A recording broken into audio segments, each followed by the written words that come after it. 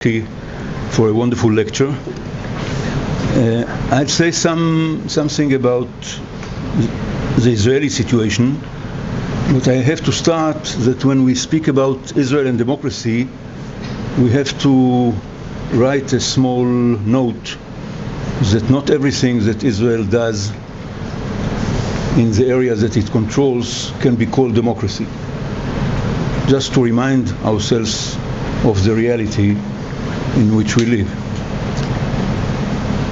Now, I think that some of the differences between Israel and the United States are that we succeeded in keeping out crimes from the political sphere.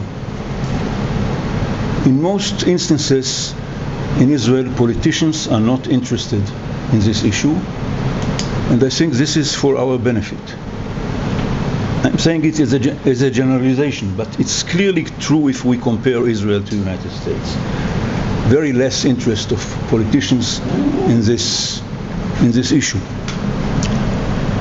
And another element that may be another advantage of our system is that the legal bureaucrats and the judiciary is much more professional than it is political in comparison to the United States, and I think this is a stronghold of our system. It can be changed, of course, but this is the situation as it is now, more or less. Now, from the general point of view of checks and balances, Israel is in a much weaker position than the United States. On all standards of checks and balances, Israel comes out as the last state in the democratic world.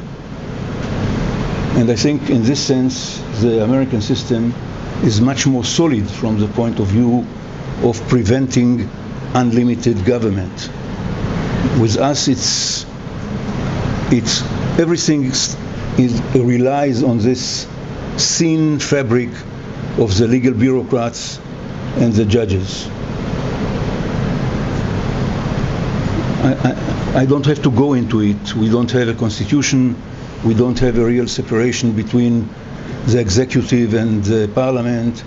We don't have a differentiation between the general government and the provinces or the states, etc., etc. So in many aspects of checks and balances, we just don't have them. Now, the dividing line in the Israeli society, I think, is not political. Actually, we are in the strange situation that there is very little difference between the different parties. So the main dividing line is ethnic. I think this has to be understood. And you made a very important point that democracy relies on this swings aspect of the fact that the ruling parties today know that tomorrow they will not be the ruling parties, they will be on the opposition. So it is a restraining element of power. I think we are running now into a situation in which some parts of Israeli politics think that they are getting close to the point of no return because of demographic development. They will be able to be in control without the possibility of others to replace them. I think this is what we feel now. This urge for unlimited power goes together with the fact that we know that the unlimited power will be in our hands. We are not concerned that it will be by others, because we will be the winning power. And this puts democracy into a very strange strain.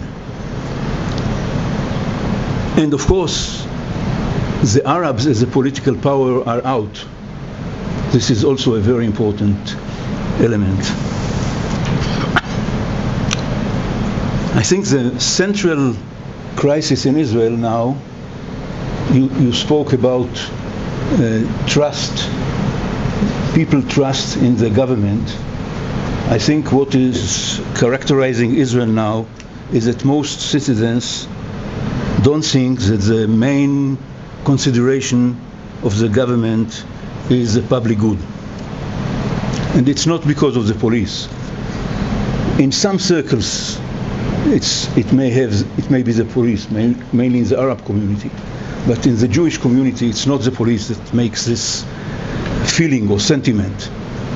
There are other reasons for this. Now, a point of difference which might be of interest is what you mentioned, security, the first element that you mentioned. When I hear security, I start to be skeptical, because my experience is that in many cases security is being mentioned because of no good reason. Security is being relied upon, but if you check whether it's really a security consideration, you find out that it is not, or it's a very weak one that is being exploded with importance that it does not have. And the tendency is to sanctify, for the sake of security, you are ready to sacrifice everything, the absoluteness of security. So I'm not contesting the point that you made, but I'm just giving you the other side of this coin from an Israeli perspective that has a lot to do with the impact of terror on a society. Now, I want to make two concluding remarks. One is that I think that the negation of populism with what we think is essential for democracy is very deep, very fundamental. And just to make clear, when I speak about populism in the Israeli context, it's a populist, authoritarian, chauvinistic, religious kind of system. And I think this kind of populism has very bad relationship with truth. There's no clear truth. If the truth is something that I don't like, I can come up with an alternative truth, and one cannot imagine a criminal justice system without a commitment to truth. I think there is a bad relationship with rationality of this kind of system. There is negation of equality among the citizens, equality before the law. There is a misregard towards human rights, universal norms. Of course, the elite is hated, is an enemy. So I think there is some fundamental contradiction here. And it would be very nice to find consolation in a good system of criminal justice in order to strengthen democracy. My problem is, and this is my last point, that I think that there are some basic problems with our criminal justice system.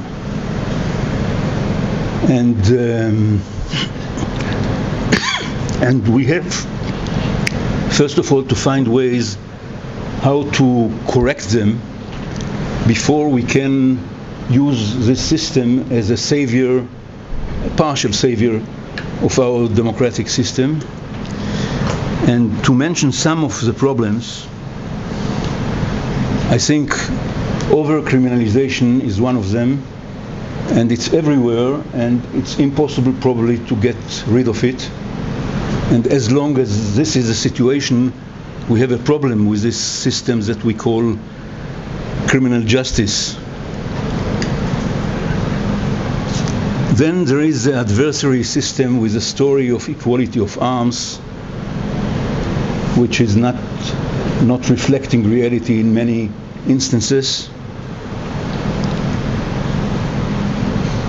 And perhaps the worst thing is that it really does not deal with fundamental issues,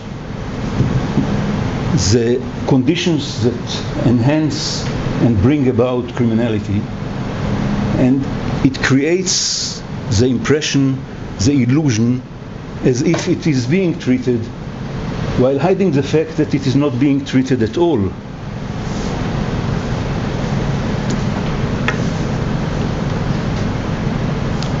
And one cannot but think about that actually the criminal justice system was the inventor, perhaps not the first one, but before the populist movement, of the idea that part of the population are an enemy. This started as stigmatizing the defendants, the accused people, the convicted people, as an enemy of the society, and in this sense it had some contribution to the idea that afterwards became corner ideas of the populist movement. So I think we have some homework on our criminal justice system before we can suggest that it will be helpful for our democracy. Thank you for your attention.